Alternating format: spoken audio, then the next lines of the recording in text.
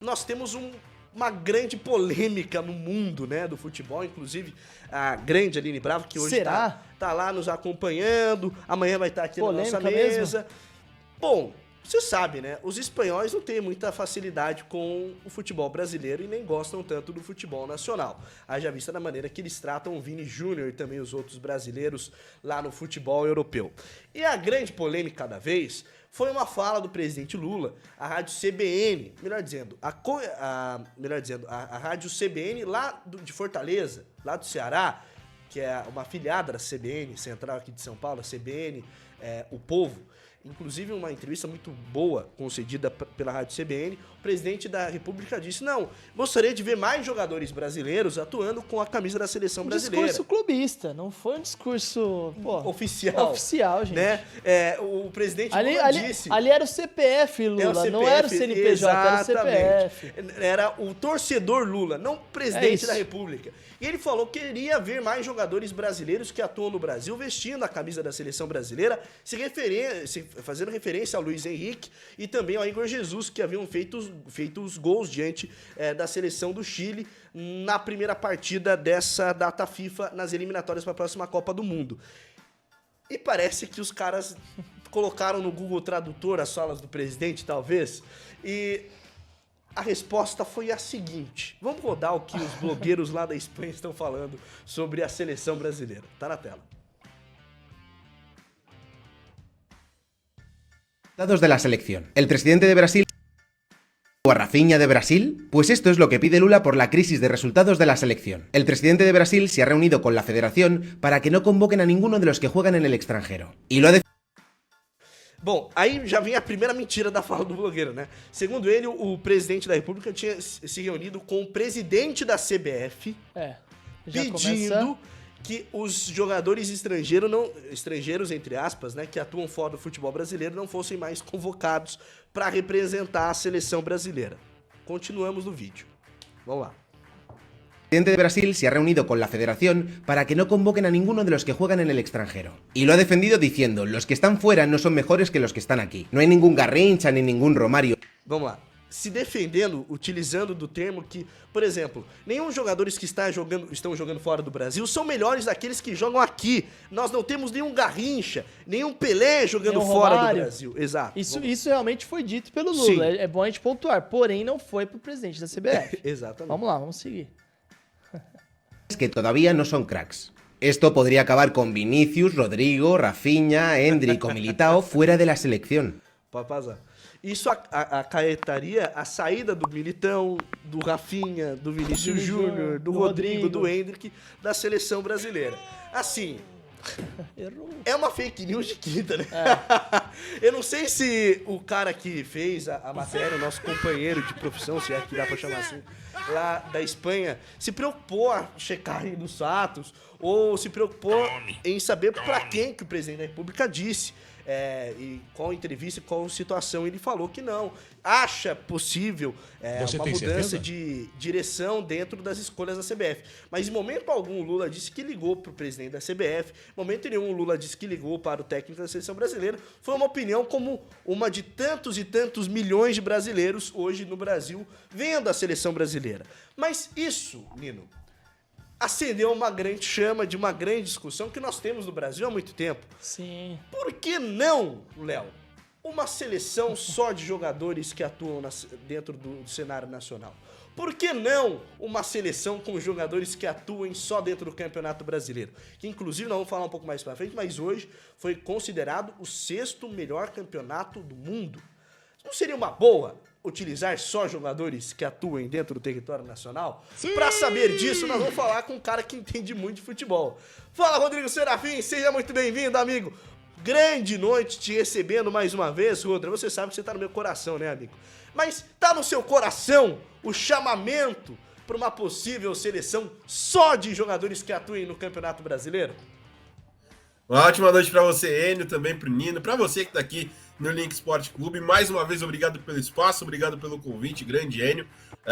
Pois é, assim, é até engraçado ver o que o nosso querido jornalista, o produtor de conteúdo, fez aí de criação de polêmica, porque O Lula é torcedor como qualquer outro aí, inclusive desde sempre deixou claro que gosta de futebol, que acompanha algumas equipes aqui no futebol brasileiro, mas assim, como torcedor, né? E torcedor tem direito à opinião, torcedor opina mesmo, e eu não acho que seja esse o caminho, até porque o caminho da globalização do futebol ele é um caminho sem volta, né? Tá acontecendo já desde os anos 80, anos 90 se intensificou com a Lei Bosman, inclusive começou hoje, a FIFA deu um parecer de que vai entrar a fundo na regra 17 com relação às transferências de jogadores por conta de rescisões unilaterais e, subsequentemente, contratos novos com outras equipes, o que pode significar também uma mudança brusca em como os clubes têm esse papel com os jogadores, com os seus atletas, isso por causa do caso do Lassana Diarra, com o clube da Bélgica, que teve uma confusão ali na rescisão dele, e o clube que detentia os direitos dele foi denunciado, e aí o Diarra ganhou causa na justiça da Bélgica, inclusive o advogado que fez a defesa do Lassana foi o mesmo do caso do Bosman, né, em 1995, que mudou completamente o curso do futebol, mas enfim, só para dar um pouco do panorama do parecer de como que é esse mundo hoje do futebol, que é um mundo mais globalizado, é um mundo em que você joga em mais ligas diferentes, em mais espaços diferentes, as ligas estão cada vez mais parecidas, né, você tem jogadores de todas as nacionalidades em praticamente todos os campeonatos, né, você cita esse esporte, esse ranking da Opta, né, que é uma empresa de dados, de análise e estatística de futebol, que saiu hoje da Liga do Brasileiro, sendo a sexta principal do planeta. Se você pegar o top 10, todas essas ligas vão ter pelo menos 20 a 30 nacionalidades assim por baixo, juntando bem, de forma bem modesta mesmo. Então, não tem como o Brasil fugir disso. O Brasil não pode se enclausurar, achar que vai fazer uma seleção só com jogadores brasileiros e vai dar certo. Isso também não significa que brasileiro que joga aqui no futebol brasileiro automaticamente também não sirva para a seleção. É tudo uma questão de ponderação, de você observar estilo, característico, o que a equipe precisa, o que o jogador entrega. E nesse sentido, eu acho que tem uma mescla bem legal de se fazer e que é possível fazer. Eu não me desfalaria não de Vinícius, de Rodrigo, de Hendrick. Eu acho que o nosso querido companheiro aí pode ficar bem tranquilo com relação a isso, que não vai acontecer tão cedo, viu? Jornal Relevo Esportes da Espanha. Bom, mas a situação é a seguinte, né? Nós temos, por exemplo, o nosso querido Rodrigo Serafim bem levantou, né? Rodrigo, Hendrick, Vinícius Júnior, Militão, Rafinha. Eu posso colocar só esses três? Vou colocar só esses três nomes, Hendrick, Vini Júnior e Rodrigo. Eles formam, se não a escalação oficial, mas uma boa escalação do Real Madrid como ataque, né? Que para muitos é indiscutivelmente o melhor time do mundo. E esse trio de ataque é brasileiro. Agora a pergunta que fica, e é uma questão que se levanta também por conta da torcida, e eu tô trazendo aqui algo que eu sinto muito nas redes sociais, quando a gente fala desse ataque brasileiro madridista. Por que esse ataque não dá certo na seleção brasileira? Por que ele não tá tão engendrado assim? Por que ele não consegue produzir a sombra do que ele produz dentro do Real Madrid? É o meio de campo que falta? É o cara que pensa o jogo que falta para municiar esse ataque? Quais são as questões que nos levam a crer que esses jogadores possam não ser os ideais hoje pro futebol do Brasil dentro da seleção, Nino? Antes de mais nada, boa noite pro Rodrigo que tá conosco aí, né? Que é mais uma noite aí, né? Tamo junto, Serafim. Cara, é o seguinte... Inclusive, perdão, na última participação dele caiu o mundo. Espero que hoje não caia mundo verdade, de chuva. Rapaz. Ficou sem luz até poucas horas atrás, um absurdo, né? Inclusive... Por favor, não vente cidade de São Paulo e não caia poró, eu imploro. Mas assim, o primeiro ponto que eu acho que é bom a gente trazer para esse debate é o seguinte. Esse trio de ataque ainda não forma o trio de ataque titular do Real Madrid. Tem o Mbappé lá, a gente sabe. Porém, o Hendrick, quando tem entrado, pouca minutagem que tem em campo, tem funcionado. Tem dado certo, esse é um ponto.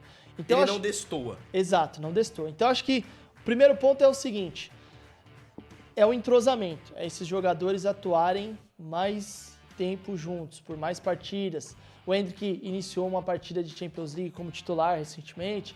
O jogo, inclusive, que o Real Madrid não venceu, né? Então, isso também já bota uma pulguinha atrás da orelha, porque fala, pô, se espera muito desse trio de ataque, se espera muito do Endrick.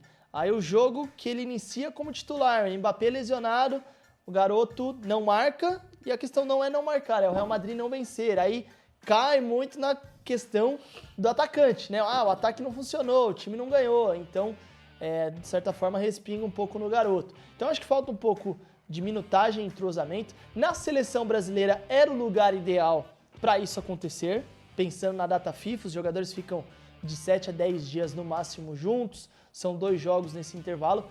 Creio que esse seria o período para essa realização. Porém, para o Dorival Júnior, o Endrick está cru ainda. E também me parece que para o Dorival Júnior, o esquema ideal é ter um centroavante raiz, um cara mais pesadão, um cara de estatura. Não pesado, porque o Igor Jesus é um cara rápido, tá? Para não ser injusto. Mas um cara mais alto, um cara mais brigador, um cara que aguenta mais pancada ali no corpo. Então, a escolha inicial era o Pedro. Pedro se lesionou, nem chegou a jogar pela seleção. E agora entra o Igor Jesus e no primeiro jogo marca. E amanhã, imaginando que o Brasil enfrenta a seleção do Peru, né? Não vou destoar aí também da daqui fala. a pouco a gente vai falar.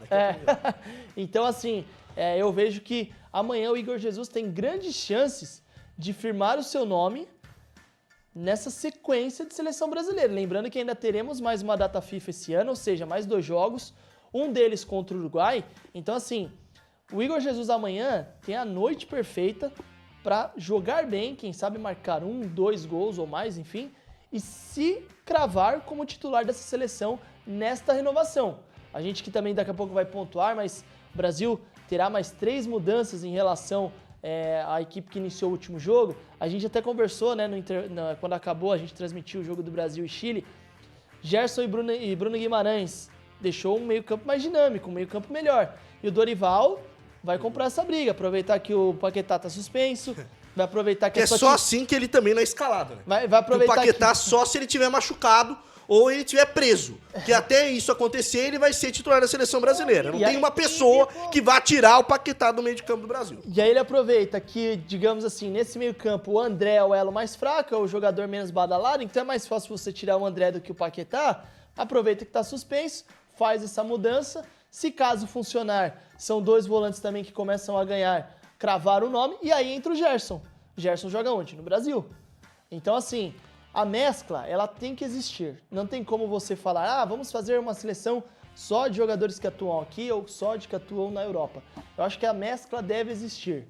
A questão é fazer as peças desse quebra-cabeça se encaixarem, se conectarem.